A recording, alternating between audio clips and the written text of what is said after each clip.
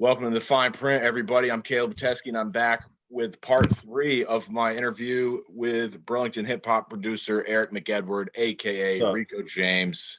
This has been so great, Eric. Thank you so much for being with me, man. Dude, this is great, man. It's nice to chop it up with you. Yeah, thank you.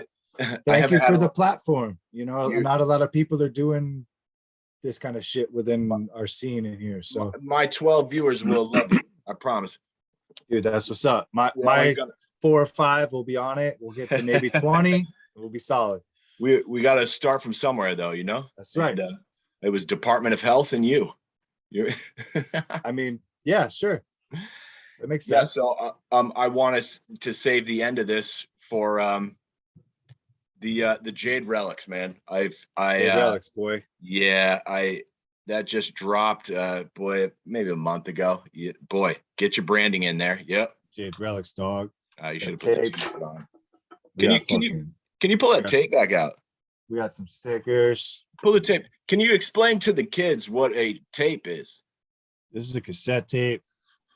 Music goes onto there in some analog magical way. Wow, and the ribbon is even yellow on the tape. Right? Old school. That was the last time you saw that shit. Wow. Did you do the artwork for that? Oh, shirts. No. I think you know who he is though. Kyle. Yeah. Yes. Quan. Okay. Make sure he gets his fucking plug because I feel like our project wouldn't be what it is without his shit. Honestly. The merch kit was fucking beautiful, man. And Mimetic Supply, I'll plug it. Shit. Kyle Tierce, I believe is his name. Yes. Dr. Quandary. I've been listening to his music for fucking half my life, at least at this point. And dope. He's done artwork for a bunch of the World Around Records stuff. And they're always killing it. No, he fucking killed it, man. And it really like brought our shit and made it feel like a complete project once he got involved. And it's like, oh, now you can see it, you know? Did you guys do any vinyls? No, just tapes. Hopefully vinyl in the next one, you know? That's the goal always. As a beat maker, fucking vinyl is always the goal. I would rock this album on a vinyl. I'll go to my mom's house and she would love it. Yeah, dude. That's the beauty of Jade Relics, man. It can hit anybody. So I was kind of blown away to learn that you guys have really only met one time in person in the same room, all three of you. We've all been in the same room one single time. Yeah. And where was the room? The room was at, I believe it's Linden Institute. Linden Institute. Yes. That was the weight room at our old high school. Yeah, that's where all the football players used to. Right. So I walk into this fucking spot and it's, you know, it hasn't changed since whenever you probably saw it. So it still looks like a fucking weight room. You know, the whole wall is a mirror. The fucking sign, champions are made here. You know, all that kind of shit. There's still fucking weights in there. You know, I was like, what the fuck? What is this? But then you turn over, you know, and Maddie's got a fucking beautiful studio set up in there.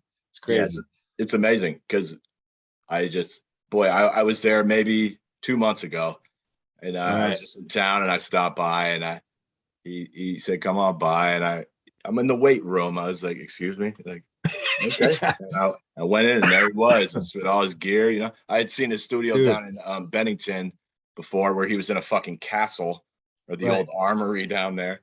And, now he's in the old weight room. It brought back some memories for sure. It's funny, man. And like, you know, I had a very different take on it because he like went to fucking school there and he's like, no, this was like my weight room. I play football and shit.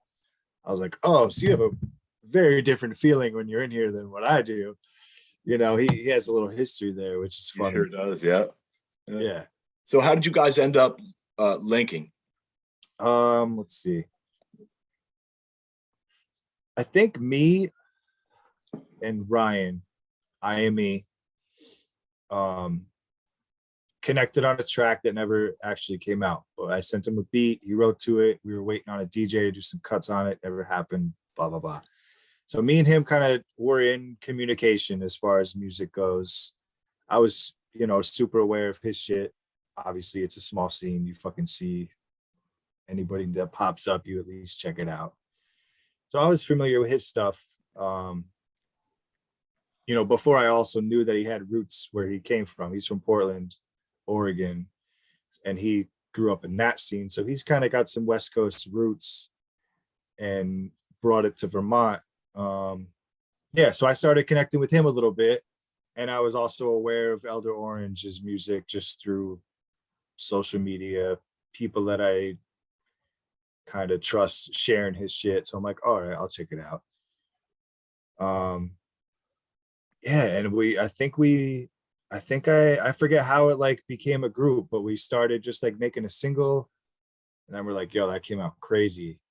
Let's keep making some shit. And that's what we've been doing. Yeah, because there was I feel like there was a couple joints before you guys did this new EP, Mandarin or whatever. Yeah. So we put out 3 singles. After the first one, we made the single and we're like, yo, this like, we got to keep this shit going. This shit's different. It's nothing like either like have us have done. The 3 of us have done our own shit separately, but this shit is some other weird shit that is very different from anything that either one of us have done. And we immediately knew that shit after the first one. We're like, yo, this is different. This has to be like at least a side project for all of us just to see what the fuck it can like what it can be. And so you made the singles without meeting. Right. Yeah. And we put out 2 videos two music videos. Yeah. Boy. Without meeting too. I forgot about that. Who did the videos? We all kind of shot different parts for the first one. The first one was very much a quarantine video. It's got all 3 of us in our own fucking separate spots edited together. The other video was like a storytelling video, so I shot that, and then IME edited it, and it's like a lyric video, so it's got all the lyrics and stuff, so you can kind of follow along. But it's fucking cool, man. Like we all really have our own different energies that we bring. We all have our own different kind of sounds, but respect where we're all coming from. And it's just like a super open-minded project that turned into something fucking super fun, man. It's dope. I mean, the chemistry is clearly there. It feels like you guys have known each other for a very long time. Right. And like we immediately kind of felt that. I feel like just the energy was right, man. We all were kind of feeling each other at the right time, and we're like, yo, we need to explore this shit and see really kind of what we can do with it. And we're still kind of in that mindset. We still feel pretty new, obviously. Did you know Matt through one of these Facebook groups? Yeah. Yeah, no, it was straight up the Vermont hip hop Facebook group. People like Bolin sharing his shit. Shameless plug. I really love what he's done with the websites, man. I think it's one of his best moves, really. He's brought a lot of people together and really connected the entire state in this. And I know he takes some shit from a lot of people. Of course, that's part of the game. Yeah, of course. But I think really that will be the lasting legacy there, is that he's, I wish he would fucking come out and rap. Me too. But I really like. I've never seen him rap. I got booked on a show with him once. It was when I was with Cell Portrait. We played. It was for DJ Abilities of Idea and Abilities. But Wombaticus Rex was on the bill, but he was a no-show. That's the closest I've seen to him rapping. I've heard his shit, obviously, but I've never seen him rapping in real life.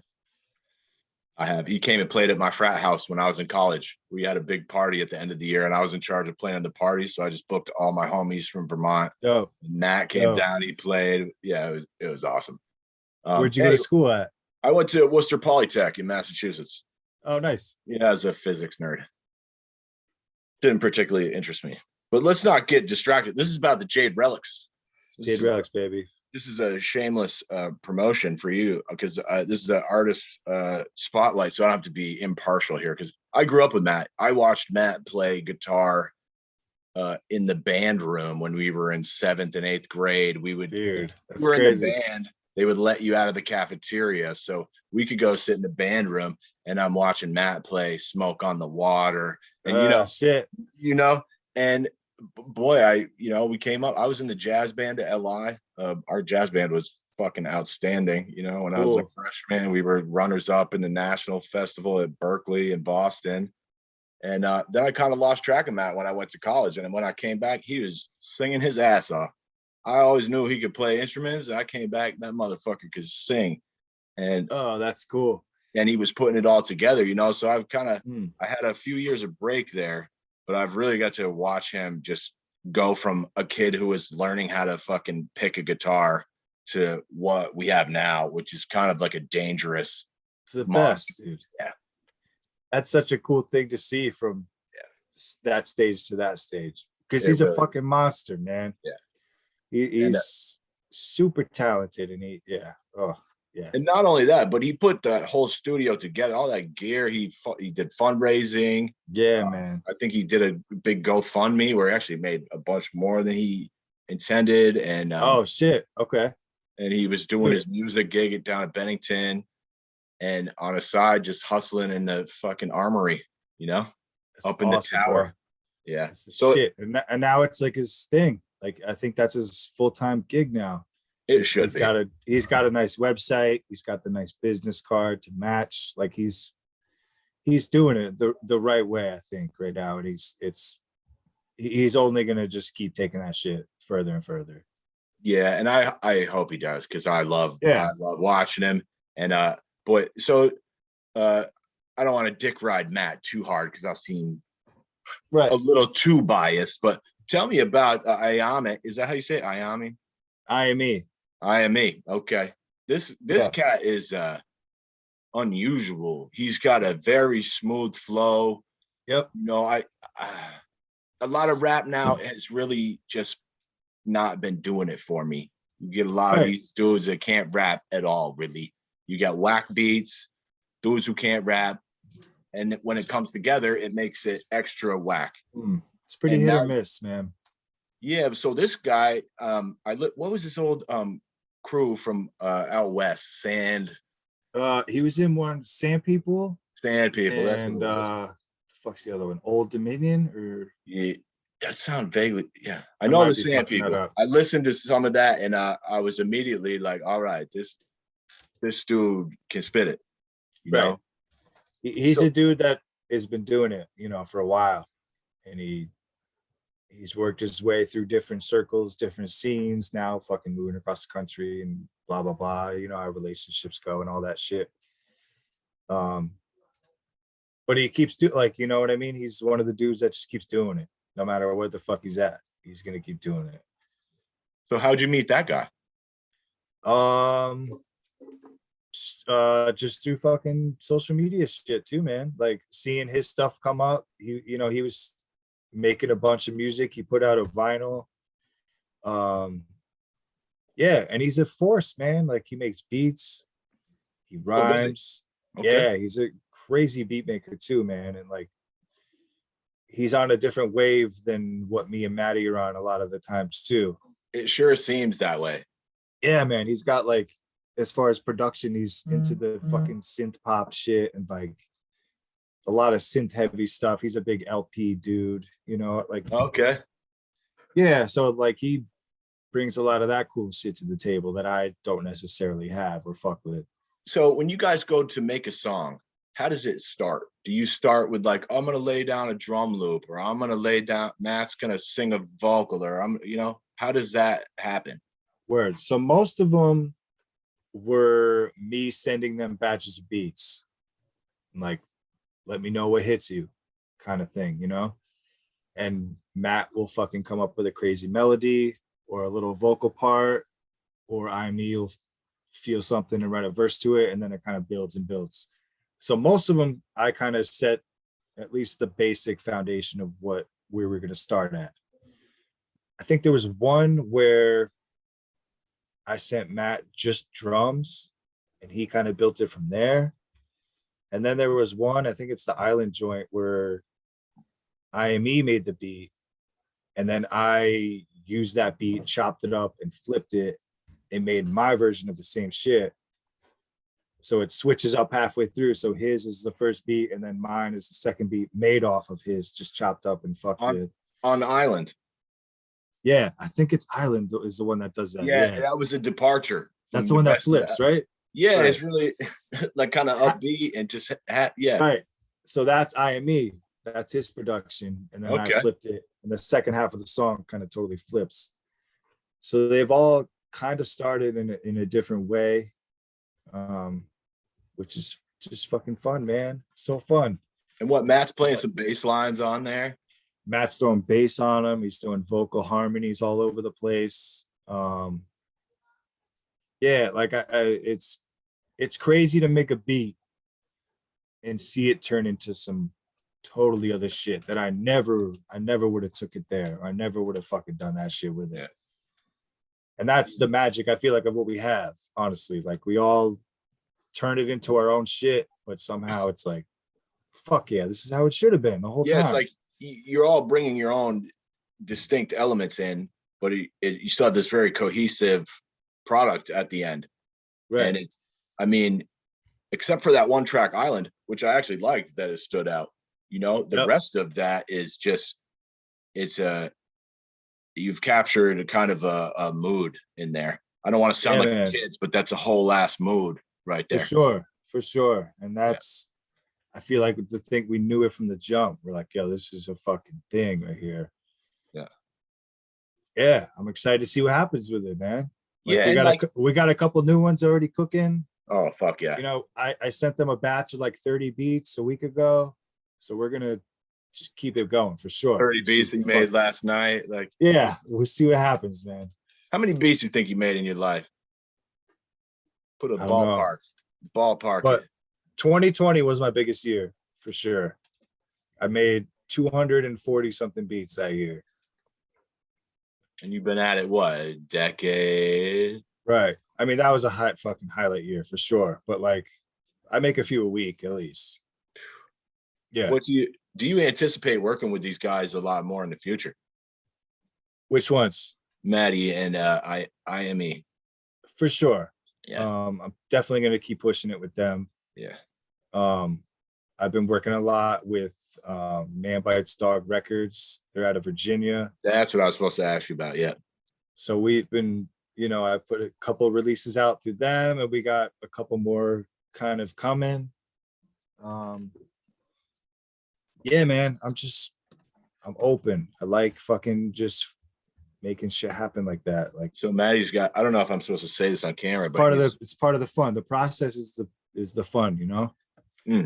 It's not it's a journey, not a destination, you know? Right, man. And like, just networking, connections, different fucking energies coming together. Like, that's what it's all about, man. Just keep opening up and keep doing that shit. Yeah. You'll be fucking fine. Yeah, Maddie said he's working on a little studio space up there. Dude, it sounds crazy. I tell you, yeah. Yeah, he's been telling me about it. Yeah. He showed me a couple pictures of like the spot and what he's kind of imagining. Dude, and he's in a building where Scotty did a huge mural on the front of the building. Like, how fucking perfect. Oh, really? Yeah. Oh, sick. I didn't know that. It's part of the town, Lighten Up Lindenville grant funding or some shit. Dope. Yeah. Dude, shout out Scotty, SK1, Anthill Collective. Yeah. Follow all that shit. Go look that shit up. Jade Relics, Mandarins. Yeah. Yo, I did want to ask you one more thing, because I noticed something particular about the way that you sample. It seems like you've got fade-ins or envelope filters. You got that weird samples kind of like sneak in there. Yeah, man. It gives it a very kind of creepy feel that I very much appreciate. You don't have to give up your secret, but I was curious about that. Dude, that's cool. Yeah, I like kind of dark, creepy shit too, you know? And like, it feels a little uneasy, but it's still, you know, my main goal is to just fucking make your head nod. And that's, if I did that shit, it's a good beat in my head. What's that song With You? That was the one that stuck out. that shit really sneaks in. And once you get those Right, instruments down on top of it, boy, right. that can really kind of like when you if you program it just like right on the downbeat every time and you hit the button and it makes the sound, it gets kind of mechanical and robotic. Right. But It could when you sound good for 20 seconds, but then after you're like, all right, this is the same shit for 3 minutes. Yeah, and I think especially when you're layering in real instruments on top of it, that can give you a nice, like, kind of pushes it back and gives it that laid back groove, you know? For sure, man. So I And I appreciate that.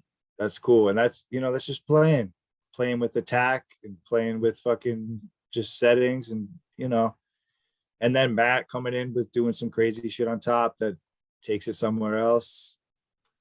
That's the beauty of all that shit. It's, yeah, just leave it open, man. People are so, like, I don't know, people are too close-minded and don't want to, like, I don't know, man. People take it too seriously, I think, and they get in the way of all the shit that really matters, Well, once you get into a certain workflow, especially if you're working on an MPC or something, it gets like, okay, I could chop this beat up. It's all set out on the pads.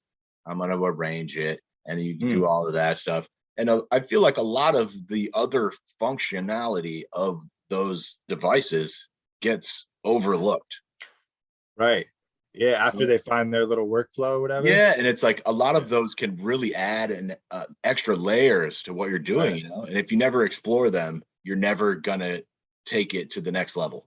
Right. And I feel like sample choices too is that shit. Like, it's pretty easy to get the same sound packs as everybody else has, or the same fucking drum packs as everybody else has. But if you're not going to go try to find some shit that makes you feel something, or like give it something to make it a little more, then it's just part of the fucking noise, and don't even bother. Like, did you guys do any live drum recordings for your album? No, not for the Jade Relic stuff. Oh, I know he's got a kid up there. Make him play some drums for you next time. We're thinking about it. We want to get some horn players involved. Oh, hell yeah. You mentioned Al Walston might be coming back in the picture. Great trumpet player. Right. Yeah. And we haven't done a live show, so we're trying to think about our live set and what that can be, and like, we could either do it real easy and standard with just beats on a machine and us fucking around, or we could really do something like with a horn player and Matt playing bass and like really turn it into some shit. Dude, I would fucking come out for that. Yeah. I mean, it'll take a little time and a little figuring out, but it could be crazy. That would be fantastic. Yeah. I think what's your favorite hip hop show? What's your favorite hip hop show you've ever seen live? Just because a biased fan, when I saw one of the QN5 mega shows, it was Cunning Linguist, Tone Deaf, and like all the people I fucking idolize, Okay. And it was in New York City, so like I made a Mecca trip down there to fucking go to this shit. I had just quit my job like 2 days before. Perfect. So I was like fucking just clean slate, like so nostalgic reasons, probably that shit. Yeah.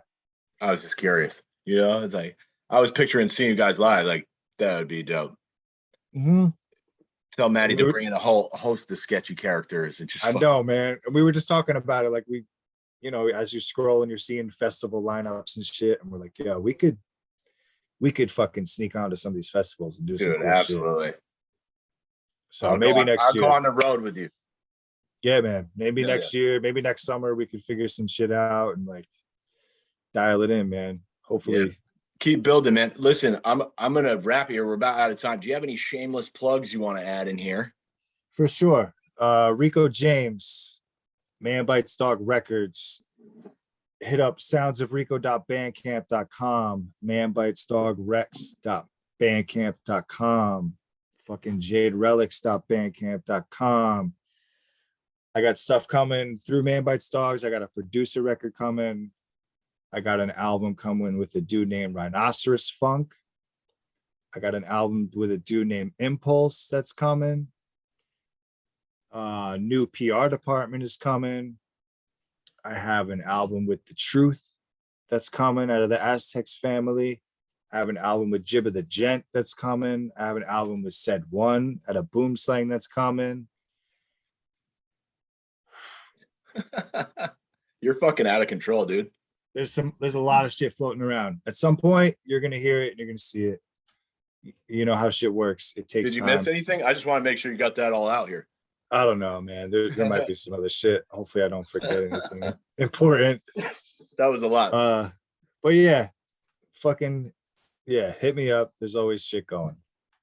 Well, dude, thank you so much for being with me. This was a solid hour and a half. We'll call it 3 episodes, really, but it's been a pleasure, man. And I hope we can do it again sometime. And I wish you the best of luck with all of your projects. Same, man. I've been seeing what you're doing and fully support everything, man. I love it. Thank you for having me. Thank you, sir. Really super appreciate it, man. All right. Take care, buddy. Till next time. My guy. Peace. Peace.